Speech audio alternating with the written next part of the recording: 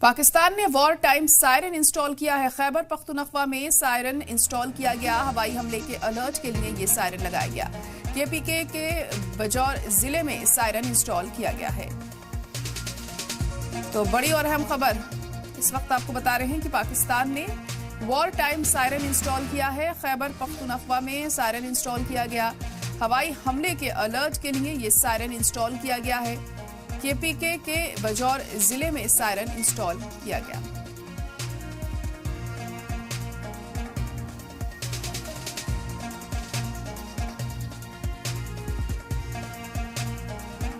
तो पाकिस्तान ने war siren install किया है यहां पर, क्योंकि लगातार यही प्रयास लगाए जा रहे हैं कि कभी भी जंग छिड़ सकती है। वॉर लाइक सिचुएशंस फिलहाल देखने को मिल रही है। इंडिया पाकिस्तान की जो कशीदगी है वो कम होने का नाम नहीं ले रही है और अब पाकिस्तान ने ये सायरन इंस्टॉल किया है।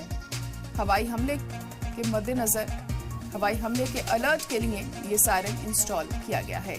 केपीके के बजौर जिले में ये सायरन इंस्टॉल किया गया। देख सकते हैं आप किस तरीके से सायरन को इंस्टॉल किया जा रहा है।